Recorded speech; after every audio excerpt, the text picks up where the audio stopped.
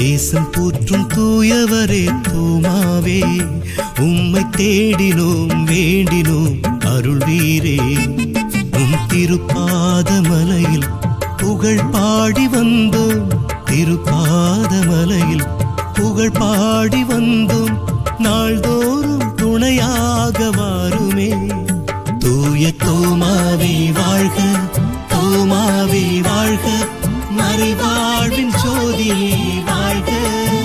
நற்செய்தி கொண்டு வந்த மாமுனியே, நன்றி துதி பாடுகிறோம் உம் பதமே.